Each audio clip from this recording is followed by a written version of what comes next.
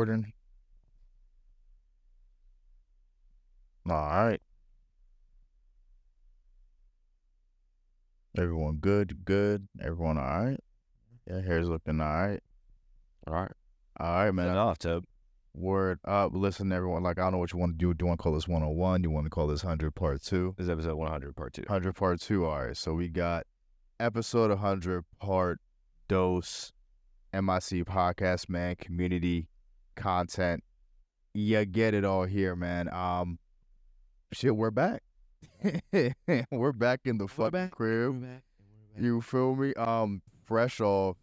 Well, not fresh off. You know, like it's been like we've been back for like what 2 weeks now, a week and a half, 2 weeks, somewhere around there. You know, just really just trying to recover physically from just all that traveling. 13 hours on a plane. To where?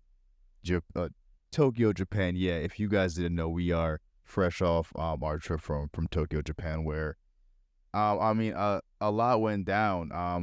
A majority of it was just filming, you know, content for you, you know, your music video for your song Baka that is on streaming platforms now, as well as the music video on YouTube. Go check that out. We're filming content for that, just capturing dope moments, dope vibes, just dope flicks, just getting content all around for that. Filmed episode 100 part 1 out there in Shinjuku Park, which again will definitely be coming out soon. Yeah, definitely like prior to this, and like, yeah, so we'll be pretty much, yeah, just showcasing content from Japan throughout the rest of the year, honestly. I mean, we have pictures, videos for fucking months at this point, you know what I mean? So, but it's good to be back in Alloy, bro. I mean, you know, I think the jet lag is finally worn off on the both of us.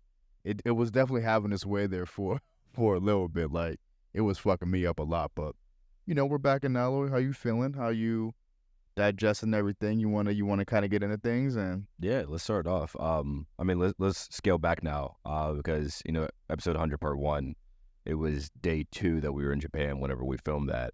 We filmed it in the Shinjuku National Garden. That was, you know, walking distance from where we were staying at. yes, insane. And to have that perspective from us just arriving there to now being able to fully give our entire breakdown of just our experience in Tokyo, Japan is going to be a nice little, you know, whatever. I'm like, just the juxtaposed position. No, between that's those two. well, for sure. And yeah, Tokyo was absolutely amazing. Just to start it off, and I've been saying this to everybody who's been asking us about it. Before us going there, we both had a very true belief that we could definitely live in Japan, especially Tokyo. Yeah. And while we absolutely love the culture, we absolutely love the city, one of my favorite cities that I've ever been to. Definitely, we absolutely loved everything about Japan and Tokyo specifically. We would never live there. No, Never. I can't live there. Their culture, in all respect to it, is very confined. It is their culture. They make it very known. It doesn't need to be explicit. It's just very explicitly implicit throughout the entirety of the way that they structure their culture and their presence and the way that they move, that they are Japanese. They care about Japan and Japanese people, and that's about it. And it's not like in a racist. Yeah, it's no, not like, in a no racist like rash way black at all. people. Yeah, for sure. It's just in a way that's just, this is just our culture. You can tell they stick to it. There's no anti-culture. Yeah, right. Nobody's loud. I didn't even put 2 and 2 together, because whenever I was telling people about the music video, which we'll get into the filming of, that I was telling people, like, there's no one loud there. There's no anti-culture. They're like, how are people looking at you when you're filming the video? And I was like, They really, to be honest with you, no mom. yeah, to be honest with you, Roy, or even Yeah, to what I felt, weren't even paying me much mind. for real. But still, I was this different entity within the rest of what was going on there. No, for sure. Really stuck out from, because no one does anything like that. You didn't see no street singers, no. We're talking about a major city where 13 million people live in. This is significantly larger than New York City. You come here to New York, there's someone performing at every aisle in the subway. There's people on the streets. It's probably drunk high. There's you know what I mean? people painting on the side of the street. There's tons of people being loud, proud, and just just doing what they do. Yeah, that's not Tokyo facts. whatsoever. there's barely even homeless in Tokyo. We may have seen like 3-4 homeless people total in all of Tokyo. It is Why do you think that is? clean city. Because they just killed themselves. It's the highest suicide rate in the entire world is Japan. And you can almost sense why that is the case there. It's just, you could sense the overworked. Whenever you get into the outskirts, you really get into the office buildings, and it's very bland, very, I don't want to say communistic in a sense, but it looks just like a uniform cog in the wheel type of. Yeah, it's not what it's like here. You know, it would, again, love the culture, amazing people. It's just they had their own system. That one doesn't go down. They have their own system and their own just way of doing things, and we stuck out. No, definitely. You know, and it's again, it's not like in a brash way, just like you were saying, like they just kind of keep to themselves. It's like in a way conservative, just like they're just kind of, you know, just keeping to themselves, doing their own thing, not trying to ruffle any feathers, just trying to keep it, you know, smooth going. But it was just even immersing ourselves within that was an experience too. Like it didn't, in a way, it almost like felt like we have been living there in a sense, like kind of like after like day 2 or day 3. I don't even know why. Me like, either, looking back, bro. I don't know why. Just because, again, even after 5, 6, 7 days, we were like, we don't fit in at all here. And it wasn't like we felt like we weren't welcomed or none of that. No, fact. It's just we were, other than the work that we had put out to go there. Can you push that stem up? No. On the on the, see how look to your right. Look on the black thing. Oh, okay. There we go. Copy.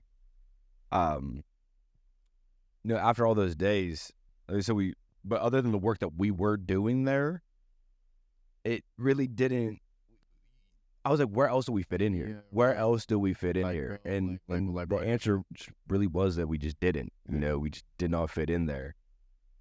But I don't know why it also felt like we've always lived there. It just like at the same time, like both of those realities existed simultaneously. I feel like we ingrained ourselves in like the systems that were there, just like, you know, kind of getting around, like, you know, like not looking too touristy as far as like, oh, like where we're supposed to go, or like you know what I mean? Like we just like knew where we wanted to go. You know what I mean? So like we were doing stuff with purpose, but then like you said, like at the same time, it's like, oh no, like, you know, you're going to a restaurant, you know what I mean? Like obviously like you're trying to order, obviously we're just sticking out like a fucking sore thumb, you know what I mean? So it's just it was weird kind of feeling comfortable, but then at the same time also having that awareness that like, damn, like we're the only people that look like us probably for X amount of miles, bro. Like, you know, besides the West Africans, I'm trying to solicit us, you know what I mean? But that's a whole nother, that might be 101. We're interviewing a West African episode of I want to get into that very quickly. We stayed in Shinjuku. There are 2 major sections of Japan, or I mean, I should say of Tokyo. You got Shinjuku and the Shibuya that are very much like one another. You almost get confused. Like when you're in Shinjuku, you think you're in Shibuya. When Shibuya, you think you're Shinjuku, damn near. Right. And in Shinjuku, you have what they consider the red light district in Japan, which is not even near what a red light district really is. We've both been to Amsterdam. It's not even close. And it's very schemy, scammy. Yeah, just like a shady, just like, and it's ran by West Africans who all speak clear English. I don't even know if they speak Japanese. Bro, they don't. I don't think they do. Bro, when I first saw them, I was like, how did you niggas get over here, bro? Like, and they're very annoying. They are very annoying. They're pests. It's really pushy. They were easily my least favorite thing about the entire trip, for sure. And it wasn't until we got back to the U.S. and saw lanternflies again that we found it. We remembered what the real annoyance is.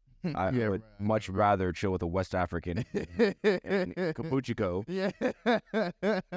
than with these lanternflies here in Pittsburgh. Fucking flies. These shits fucking take me back to Capuchico, bro. These shits are ass. My whole thing, man, it was just like they were just mad pushy, bro. Just mad, like they just wouldn't take no for a fucking answer, bro. I'm just like, dude, like one of them towards the end, like probably like day 6, one of them was like, yo, bro, and like, probably like day 3, I just started like not even answering them, bro. Like I just fucking kept walking, bro. But like this one dude was like, yo, bro, I just kept walking. He's like, yo, bro. I was like, yo, bro, like I'm good, man. Like he's like, I'm true. He's like, you could at least say hi, bro. I was like, my nigga, like there's no way you're just doing laps through these fucking alleyways trying to get, like you're just trying to solicit hellos from people. Like your family definitely misses you. I'm not sure how long you've been here. I'm not sure when you're going back. I'm not sure what your deal is, my nigga, but And you need to. yeah. It was the first time I saw Toby be ashamed of being African. I saw it on his face. He was like, these can't be my people. Damn. These can't be my people. And then he looked it up and they were his people. He's like, God damn. Damn, bro. That's fucked up. I was like, my nigga, bro, this shit, this shit is, so we may not. Now you know how I feel about Negroes here in the U.S. These can't be my people doing this. This can't be my people doing this. There's no way. It just broke my heart to see. I'm just like, damn, because there's just so much for us just in Japan alone. Like, you don't have to be doing this, bro. Like, it doesn't have to be this way, bro. But by the end, like, they kind of got the script with us too, because like one dude tried coming up to me, he's like, nah, bro, like these niggas are not, they're not with me. Eventually they knew who we were and they left us alone, which was good. But those first 4 or 5 days, bro, was just like, my nigga, bro, like. And I don't want to speed up into the story too much, but whatever, it was good back. And we went to Disneyland, Tokyo. It was Toby's first time ever being at Disneyland. I went a bunch of times to Disney World as a kid, never been to Disneyland in the U.S., which is out in California. Disney World is in Florida. It was much like what is known as Magic Kingdom here in the U.S. in Disney World. And we were 2 of maybe 8 Americans that we saw, or anybody that might be identifiable as an American. Yeah, facts. Everybody else there was of Asian descent and most likely of Japanese descent. Mm-hmm. Obviously, we don't spend enough time in Asia to be able to differentiate between who is who. But it was just wild because I was thinking like Disneyland, this is a world globally known place, entity. So I was thinking that was going to be where we would see the most mixture of cultures would be within Disneyland. No, that's a good point. When you were in Japan, man, you're in Japan. In there, bro. You're in Japan, bro. It'd be similar if you went to, I guess, like bumfuck Iowa here in the United States. You were around only white people. You will not see anything but a white person in over. Maybe a cow. Maybe a cow. And that's about it. Yeah, that's the closest thing to black on something that you will get. That you're gonna see there. Right. So it was just wild just to again like fit in and not fit in at the same time. And we made the absolute most of it. And then it leads into, because I want to save at least a decent amount of time for us to talk about the Baka, music video and the creation of what. I think it was like day 5 out there. We usually like 4 or 5 that we started the filming of the Baka music video. I hired who's predominantly a photographer in Tokyo in order to film. And again, he mainly does photography, so he already has his preset places where he does his photographs for people who are, again, predominantly tourists. So I hired him as a photographer, but then I messaged him. I was like, hey, I genuinely don't even give a fuck about these photos. To be real with you, I'm out there trying to film a music video. I'm a rapper here in the United States. You willing to do it? Yeah, word. A little extra bread. I said that bread's nothing to me. Let's make it happen. Word. The day of comes.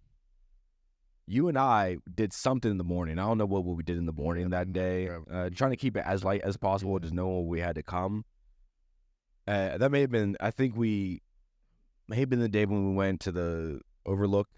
Maybe. And he messages me and goes, hey, I have to cancel. There's going to be rain. I said, that's hilarious. I'll see you at 8. Nah, flex. He's like, no, like I don't think you understand my equipment. I want to protect it. I was like, no, I fully understand. I'll see you at 8 o'clock. He's like, no. Like, you'll get your money back. I said, again, it seems like a common theme. I don't think you understand. I don't give a fuck about this money. Yeah, fair. I care about this music video. So whatever we need to do to make this happen, he's still, I don't know. I was like, bro, you can keep the money. I don't give a fuck. Then I said, listen, we'll meet up in Shibuya. We were supposed to meet up at the station. If it rains, call it off. If it doesn't, God bless, we're going to start filming. In my mind, we were filming something regardless. Yeah. He didn't know it. Yeah. If it showed up and started raining, then we're going indoors. Yeah. We're shooting something indoors. I was getting footage. Yeah. Period. You know, luckily the gods were with us, both the old and the new. Yeah. It's the same Game of Thrones. Yeah, facts. And there was no rain that day. So we were able to get shots in what is called Shibuya Crossing thing in the Shibuya Square. And that was just dope as fuck to be able to shoot in there. That was hard. Then we got some shots within a Family Mart. Is that what it's called? Yeah. Yeah. Convenience store. Yeah, is that what it was called, Family Mart? Because we were predominantly going to 7-Elevens. I think it's called Family Mart. And we got some shots in there, and I asked the videographer, I was like, hey, you know, he was like, you want to get some shots in there? I was like, can we? He goes, no. It's like, all right, word. Let's go ahead. Let's get some shots in there. So we got some shots in there, and then we went back to Shinjuku, which is where we were staying in front of Kabuchiko, which is, again, what's considered the red light district. And we got some shots there. And I'm standing in the middle of the crosswalk, and the shit turns red. Hey, man, we got to go. It's like, no, this is where we're getting the shot. And you can see, like, I have, like, the footage that's not included in the music video. I'm like, oh, okay. And I keep going. These cars are close as fuck. These cars are close as shit to me.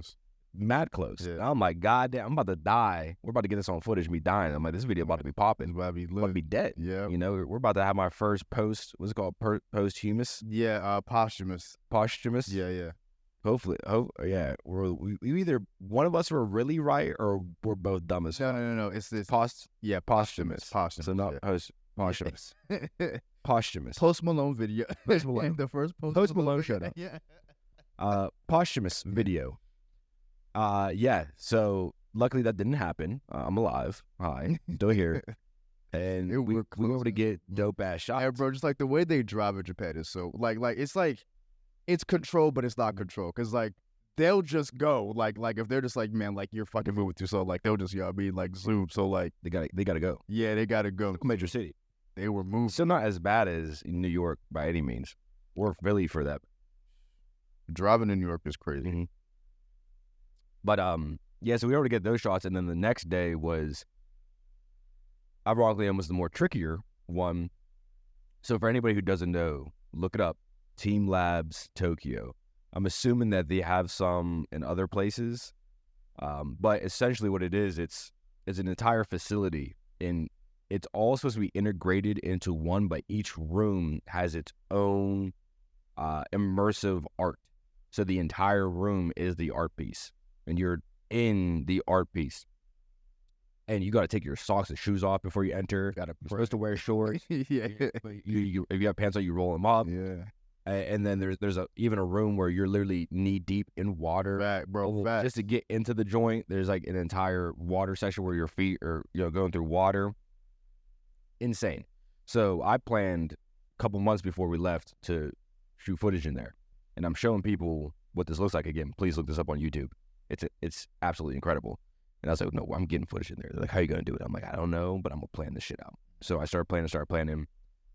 Did a deep dive on YouTube of just the ins and outs. Come to find out that you purchase tickets time slots. I purchased it probably like within the first 3 days that it was even available for that day, which you had to purchase like a month in advance.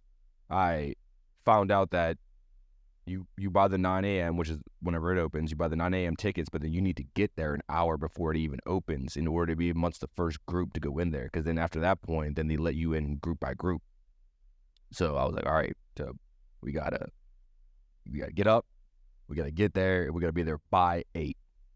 We get there at 8. There's still people in front of us. Not like a crazy amount. Not a crazy amount. Yeah, not a crazy amount, but it's still like 8. They're like 7, yeah, probably like 8 to 10 people, yeah, for sure, before us, for sure. Yeah. By the time 9 o'clock hits, the line is circling, which is wrapping the block, wrapping the block. If you got there at 9:01, it was over. Yeah, it was over. It was over. Done. If you got there at 8:20, it was over. Yeah, it was done. So we had this entire thing planned, and I knew exactly what rooms I wanted to shoot in. So they let us into the little area, and they let us know, you got, pull your pants up. If you have pants on, you gotta fold them and take your shoes off. You put them in these lockers, and then you're able to head into the area. The minute they say go in, fuck it. No, that's In the locker. He and I are sprinting through this facility. Sprinting, full-blown sprint. Where then we finally get to the room where you're knee-deep in water. And then one of the first rooms, it's like the whole thing's like a pillow. I don't know how to describe. Oh, yeah. No, I'm telling you, bro, this shit felt like a Nickelodeon game show type, literally. Double Dare type literally, shit. Literally. We're falling and we're trying to get through this. Like, the floor is just all pillow, but it's like shifty pillow. So like you can't even. Fucking a beanbag. Yeah, kind of, type shit. So we're struggling to get through there. Then we get to the room where you're knee deep in water. We're like, sprint through. Yeah. And again, in Japanese culture, there's no loudness, there's no you stick to what you're doing. So they're seeing two black men running through this facility, and these workers are probably like, what the fuck? You guys aren't even stopping at anything. Stop them. Sprint through. Finally, we get to the first room that we want to shoot in. Boom. Hey, Tobi, camera on. Boom, boom, boom. Run through the, first verse, chorus. Well, all right, dope, sprint. Go get to the next room, want to film in. All right, bro, camera on. We're doing both, and we're by ourselves. Yeah, we're by ourselves. We're by ourselves. This is a place that gets ridiculously packed to the point where you're not getting no photos without another human. Solo. Yeah. We're getting full video. We're getting clean video. We're not even employees in the shots. Like, we're filming this room that we get to pop up, and then we get to the room where I'm thinking that, because that took us probably like 15 minutes maybe. We still haven't saw another human yet, other than employees. And they only have one per room, so they're not like invasive. Right. So we're intrusive. So I was like, all right, we got to get to the flower room now. Then we get to the flower room. I'm thinking that this is going to be packed. We get there. We're by ourselves in there. Got shit ton of footage in that bitch. Tons of photos in that bitch. And then after we're done with all of our footage, and that probably took us like 20 minutes, maybe 25 minutes, then we scaled back and then we just enjoyed the experience. But to be honest with you, by that time, then it starts getting packed, and it's just not the same. It's not even near the same. Unless you do what we did, you don't get that full experience in there. Because that shit was the light was wild too. The light room. That almost fucked us up a little because we couldn't find out where. That was like a maze, like lights. And we got that. How was that? There's mirrors all on the ground, so it's just reflecting your. I said, hey, yo, I try to look for one of their black shirts so fast. I said, yo, bro, where am I at right now? Fucking walls. I said, yo, bro, is there like a bell or some shit? Like, help. Yeah. Help. Looking up help in Japanese. Help. I was almost there real quick. Something my son? Yeah. Facts. I mean, yeah, sorry about that. Yeah. Hey. Red. No. I was on Yeah. Facts. But that place is super dope, and I recommend, even if you're not doing what we do, like what we used it for, if you're going to go there, you should be there at 8 a.m. Man. Go for the 9 o'clock slot. Experience, bro. It's like I've never seen anything for like that. I've never seen anything like that for short experience. Like, and then we went to like a definitely not high end, definitely not low end, but like a crazy middle end arcade. The arcade wasn't even like the part. They had like a virtual reality game, which was fun. So the intro was a virtual reality game. That was fun as fuck. As a motherfucker, like. And then Tobi lays his eyes on some mannequins of Attack on Titan, and we're now in the outskirts. We're not in central Tokyo at this point. We're where people don't speak English. Yeah. Period. Yeah. And I'm trying to figure out what the fuck this is. And Tobi is so geeked that it's just Attack on Titan. Yeah. It could have been a molestation channel. Hey, mom, is that my argument? Yeah. And so it was like, we are heading in. I said, we're coming. I'm skeptical of everything. I'm the one that I'm the skeptic, to hold things together. So I was like, nah, man, we're in this bitch. Yeah. God. Then they get in that. Then they start acting. I'm like, oh nah, it's over. It's over. They got us. They got us. They got us. It's over. Then we start going back through this room, and then this other bitch comes in, and she starts freaking the fuck out. And I'm like,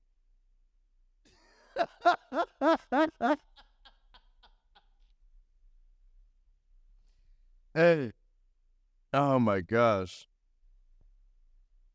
and then the one girl really starts freaking out. And then I could tell she says something like, you gotta make a choice who you're going with. And then everyone crowds around the one girl. We're like, Yeah, we just followed some. yeah. I don't know what she just said. Yep. I don't know what she tried to convey. There it goes us. Going with the rest. Yeah, fast, right? And then I ended up just like, being cool. I guess it would have helped if we would have understood what they were saying the entire time. But it was cool. They had this like massive head, animatronic, and then like another massive head animatronic where like the girl was getting eaten, like actual, like it was dope. And that's what was fun. They had like little mini rides in there, and then that was even cool. Yeah, it was weird. Yeah. You don't like, really have that like here in the U.S. We had some Japanese McDonald's before that too. Yeah, which don't hit the same as the U.S., but it's because it's much healthier. I know, than right? the U.S. version. It's actual. Yeah. You taste. You definitely taste it. The burger was the same, but other than that, the fries and the chicken nuggets were definitely different. But that was a dope experience, and that was just right after this Team Labs. That was a day. That was a hell of a day. I mean, it was a hell of a long week. Hell yeah, bro. that we had. If you haven't seen the music video, definitely check out Baka music video. It's on YouTube. Baka is a swear word in Japanese. It could be super derogatory, or it could just be simply like you fool, like you idiot. But it could also be like you jackass, you asshole. It has multiple uses. But since this is America, I'm allowed to post it because what the fuck does that even mean? Yeah, they don't. Well, Baka, what even is that? So, definitely check that out. Great song. Made it with Steven Shrine, who I've been making a lot of my most recent music with. It was a great time. Filming that video. It was a great time in Tokyo. Shout out to all the food that we tried there. Not one thing was disappointing whatsoever. Fat. It's fine as fuck. I'm glad that you were able to try that pork katsu sandwich from some. Oh yeah. So fucking good. Shit. You'll see me trying that in part 1. Yeah, episode 100. No, that shit. Goddamn was good. dumb. So goddamn good. It was sweet and not even spicy. Just it was good as fuck. Dog, just like the access we had to just quality food, quality things in general. It was crazy. Like for very affordable fucking. And just even speaking of affordable, bro, like that Disneyland day, that was probably like $100, and like if that, not even for a fucking trip to Disneyland, bro. With like food, beer. We had food, we had beer, and thank you again for just even that whole experience. Like I don't even like where else you gonna get that type of fucking experience? Like my first fucking trip to Disneyland, and it's in Tokyo, and it's like I'm just getting that Disneyland experience. Like some of the stuff, like I obviously couldn't understand, like that fucking Stitch breaking the fourth wall thing. I mean, that technology is cool. Like I was just even impressed with that. Like I'm trying to think if there's maybe that Mickey Mouse thing, but I feel like they didn't speak. Were they saying? Was it in English? No. It was in Japanese. It was in Japanese. It was because like I remember at the end when just a part that really stuck out to me for whatever reason, but like at the end when Mickey finally came in to do the thing, he said "arigato." I'm just like, oh, okay. But like that whole experience, like in the theater, I'm trying to. The Jungle Cruise. That was hard. Yeah. No. Wait, that was, we didn't understand a single word. Yeah, no. Facts. And then was the Pirates of the Caribbean ride in English, or was that in Japanese? I think that was in Japanese too. For some reason, I feel like that was in English. Was it in English? For some reason, I feel like I remember Jack saying something and at the end. Yeah, you might be right, but I mean, bro, just from overall experience, bro, we didn't even spend $100 in fucking Disneyland, bro, and We rode every ride. We rode literally every ride that was in there. One kid did shit on the Pinocchio ride. That Potentially, we don't know. Something happened and it shut down the entire ride. That was whack. That was whack. That was whack. You know, so like we didn't hit that one, but like other than that, bro, like we hit all the rides. Need to spin back on that? No, I don't think so. Oh wait, no, we actually did for the Pinocchio one. We actually did. I feel like we spun back. No, yeah, we definitely did. But no, man. That whole experience was incredible, man. I would suggest 7 days in Tokyo at least, at the very least. You know, to maximum 10. 10, yeah, exactly. 7 to 10. 7 to 10. I think like by 10, I don't know, like depending on your agenda, you know what I mean? Like that may be enough. But like I think by day like 10, like you'll be like, all right, like I feel like I have my fill. And then obviously there's other parts of Japan that, you know, like we didn't get to, like we definitely plan on going back at another point, you know, checking out maybe Osaka, you know, maybe Kyoto, you know what I mean, just for like the, you know, like the historical parts and all that stuff. But again, man, Tokyo, I think 7 to 10 days, like you said, is perfect. You can pretty much see everything that it has to offer, try everything that it has to offer, man, and you know you'll have a great time, bro. So I also want to quickly mention the izakayas. Because the concept of izakaya is something that I definitely want to bring here, specifically to Pittsburgh, because I think would thrive for sure in Pittsburgh and areas like Southside once it gets cleaned up, like the Strip District. So izakaya is essentially these very narrow side streets, and on each side of you are small little kind of bars that only fit 8, maybe 10 people. The only way that it fits like 12 is if it has an upstairs, which not all of them have. Yeah, and even the upstairs only fits like 5 people. It's predominantly grilled. It's quick to cook food in small portions. And I was even telling him, in hindsight, this was the most expensive shit that we did there. Like they definitely taxed. And we went to both the area that wasn't the tourist one, Omoide. I think it was called like Omoide. Yoki show, something like that, and then we went to Golden Guy, which was closer to where we were at. Went to both, and they were taxing on both. Yeah, both taxing. Golden Guy had less places that were serving food too. True. There was predominantly just drinks there, but that's why I liked Omoide, because they were serving the food with it. You would just sit there, it's super intimate. You're super close up to the person who's cooking and serving you your drinks. And you just order as much shit as you want, and you just sit there and drink and eat food. It's a vibe, but it's a fucking vibe. It's so dope. And then you just smell all the food while you're walking through the alleyway. It's just, it's so good. So I want to be able to bring that here, and that I love that experience. No, I love that experience. That's just fire, bro. Yeah, and to be able to smoke some cigs inside of the ones at Golden Guy. We don't have that in the U.S. There's 2 things we don't have in the U.S. We don't have true flavored cigarettes because they banned those, which then led to the rise of the vape pens and everything. Yeah, right. And then they've also made it so that if you serve food, you're considered a restaurant, and restaurants, you're not allowed to smoke inside. So you need to choose. Is that in Japan or here? No, that's in the U.S. Okay. So you need to choose. You're either a bar, and just a bar, and you serve 0 food. Yeah. Which, who wants that? No, especially in modern day. Exactly, right. You know? Or you're in a restaurant, you can't smoke inside. Yeah, right. So it was nice to be able to smoke inside and be able to eat and drink. It's just such a vibe. I love that little mixture. But yeah, obviously we could go on and on about different aspects of different days, but all in all, Tokyo, great place. I suggest everybody to go there. Very kind people. Everybody's dripped the fuck out. Yeah, their style there is immaculate. Even my videographer was like, "Yeah, bro, like ASAP and them, that's Japanese style. That ain't." And like these Europeans, where you think they're getting some of the swagger from? This is Japan, my nigga. That's a fact. And they were for surely taxed on them clothes too.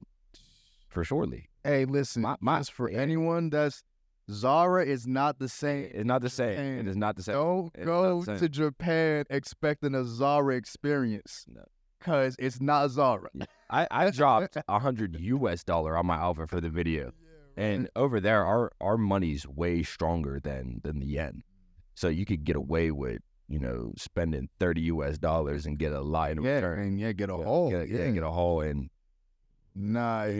Zara put all that shit. We was back in America in Zara, like it was not down there. Yeah. It's American prices in Zara. Yeah. And that bitch, like, that shit was And like it was funny just because like H&M felt like the more Zara, like you were definitely getting some good deals on stuff in the H&M. Cop some dope pants for like $10 US. You know what I mean? It's like definitely hauled more, bro. But to Zara, shit's like $80 US for like a shirt. We're like, damn. All right, that's definitely a change in fiscal fiscal presence, so. And luckily you're gonna be able to see a lot of what we're talking about because there's also another surprise music video that we were filming the entire that will be coming out in conjunction with Baka. So don't worry, you're gonna be seeing a lot of these experiences that we were talking about, and I'm just super excited for you to see that. Transitioning back to Pittsburgh and just what we have planned here and what's going to be transpiring moving forward. You're not going to see another episode of the Masters in Creation podcast until the first week of January 2024. We are going to be repurposing old content. I'm going to be promoting my music for the first time in a year. We were extremely successful at that time. We were only able to barely dip our toes into it. We were kind of just testing the waters to see what worked for us. We found a strategy that worked for us, and we're going to be moving 10 toes deep into that strategy, which I think is going to be extremely fruitful for us. So I'm extremely excited about that. I got a performance coming up here, October 13th, and I'm not sure if it's still called Creators Next Door, but Bees Designs. This is going to be the first anniversary. Actually, I think they're still called it because this is now the first anniversary. Damn, I assume, right? Next Door, Creators Next Door. Yeah, right. Yeah. I performed at their first annual. Damn. One, and now it's been a year, bro. Yeah, it's been a year. Yeah, okay, yeah. So we're running it back. I'm extremely excited about the performance, and definitely gonna give it my all, like I do with all my performances. Absolutely. And just continuously every day reminding people that I'm the best rapper in Pittsburgh. And it's not easy to do so. And you have to continuously put out art and put out great art. That Baka music video, no one's fucking with that. I'm in Tokyo. It's where the fuck are you? Probably chilling on the couch. Yeah. Smoking with your It's pretty tough to just compete with the aesthetic of that. Like claiming this and that. But nigga, what you really do? Yeah. I be all across the world and nigga, I be making moves. Facts. It's just was what it was and it is what it is. So I'm going to continue to just put my foot in the fucking ass of this goddamn industry, and having coming back, and I'm seeing some weird looks from people who I would not expect to be receiving some weird looks from. And you think it's really fine with that? Like, could be really fine with that. What do you think that is? Like, is it? Yeah. What do you think that is? I'm a threat. I'm a threat. Like I just being light skinned alone is a threat. That alone does. You're on red alert. I'm not gonna lie. Yes. In the presence of like you just got to be on edge. Just you wanna know how I know? Because I do the same thing to other light skins whenever they walk through. It's you gotta kind of adjust. You got to adjust the offense for that, for sure. Who's this nigga? Yeah. The only light skins we need, like, you got to be Steph Curry for us to even feel like, all right, like, just that far removed from, you know what I mean? But people don't like that I am this talented, I am this intellectual, I am this financially sound, and that I don't give a fuck about shit, about nothing. Yeah. But I'm also a very kind individual and want the best for everybody. They don't know how to balance that. If I was a dick, I'd be easy to just hate. Yeah, right. And right. just to tap the next person next to you. Look. Yeah. Fuck no, yeah, right. But when you see me in a room, I'm just smiling. I'm having a fucking good time. I'm bothering nobody. I'm talking shit to not a single soul. Yeah. Right. I want no beef with nobody. I don't fight. I don't get in fights. I'll never get in fights. Yeah, fair. If anybody tries fighting me, I have guns. And then I don't fight. I don't lie in my songs. I believe in the Second Amendment. I believe in self-defense. I will never fight. You will never see me get into a fight with a guy. Ever. I'm just going to kill you. Yeah. Warning. So it's like, I don't cause any conflict. I don't start shit. Period. I'm not that person. That bothers people. That bothers people in this industry. I also know, I'll name names, but I'm going to get, slightly deep into this a little bit. we went to a rock event recently, and I said to Tob, and Tob knows this in his soul, and I know this in my being. I said, this ain't the style of rock that I would be putting out, and that I plan on doing with bands, right, moving forward and soon. They wouldn't be allowed to have kids, right? This is rock, nigga. What? It's a rock show, nigga. Somebody, why is someone not screaming until they pass out on the stage, and then they get revived, and then we keep the show going? Like, they like rock. It's such a raw, just gritty energy. And we saw a band who we love and we have seen now many a times, and I love them. I was not impressed by their performance this time at all. I don't know about you. I don't think that was anywhere near. They gave me no chill, and for what they're capable of. Right. You don't give me that opportunity, and people also understand that too. Which is why they don't give me opportunities. Because if they give me the same opportunity that they have, they know I would do 30 times more with it. So they're like, we can't give him this opportunity because he's gonna. We can't. Inch is gonna. And I'm here for it. Let's go. I'm so excited. I've been here for it. This is amazing. I love this. Yeah. I love it because it crazy. I was watching Tom Brady recently did an interview and went in depth in ways that he has not gone to, because now he's officially retired. Back. So he's in. Well, one, I saw the clip. How he's talking about the. Is it that interview where he's like, yo, you got to create that emotion? Yeah, and you see him getting angry. Like he's there in the moment. Like that audience disappeared for him in that moment. He was back on the field. You saw it. You sensed it. Like he was literally in the battlefield. Definitely. Whenever he's explaining all this, he's like, no, like I didn't have any friends colleague. The fuck I know. Yeah, you know, literally. Yeah. Yeah. Did you fucking say that? I was like, no, this nigga's a. Oh no, motherfucker. That's a so let's go. I want you. Let's talk about me. Let's whisper. You should understand my presence. You should know it's around, and just know I'm a threat in just the way that if you gave me the same opportunity that you had, I would have done 30 times more with it. I met one of the higher ranking rappers here in the city a couple days ago at an event at the Pop District. I had a conversation with him, and I tried to be extremely friendly. I try to break down the barriers and let him know that I don't want to be your enemy whatsoever. I want to work collectively, because what he was saying was he wants to stay in the city in order to move the city forward. I'm letting you know that you put me on the stage, I win the performance of the night. That is nothing but beneficial to you if you can also put on to that level. Based on the conversation, it seemed like he couldn't, because within the first 30 seconds, he started crossing his arms. I'm very in tune to energy and body language. I'm extremely sensitive to both. So I peep. So now my arms are crossed. Now I got two niggas that like it with their arms crossed. Two niggas folded their arms. Having a trying to talk friendly. Trying to talk friendly. And I'm trying to tell him, like, nigga, it don't need to be like this. Right. I'm damn near begging. I'm like, bro, it don't need to be type like shit. this. Right. I wanted this, and he did the whole, yeah, man, just hit me. You know, nigga, I don't have your number. Hit you how, nigga? What are we talking about? Like his cousin or something. And like we just got done with the family reunion. Yeah. Nigga, you got my number now. Bro, you better have my number. I just don't know why you went that. I was waiting for you to hit me. Come on. I was waiting for you. Come on, gang. Yo, just hit me. That's it. That's okay. He's not going to like it. And come to find out, he's an extremely articulate Negro. And I like that.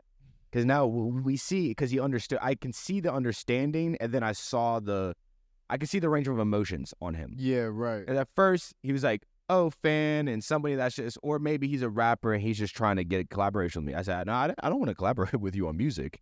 Our music is very different.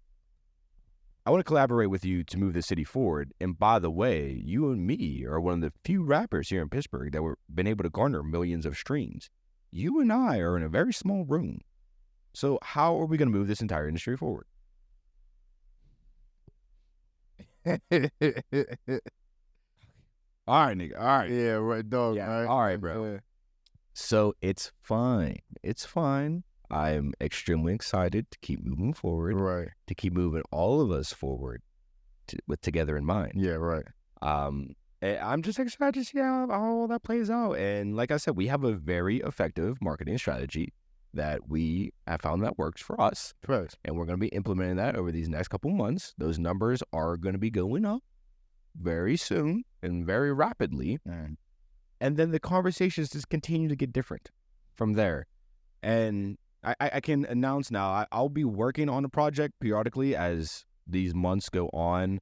I don't plan on releasing it anytime soon. It probably be released sometime earlier next year. And the touch. Spring, next year. I'll release a single from now until then, just to stave off any, confusion again of who is the best.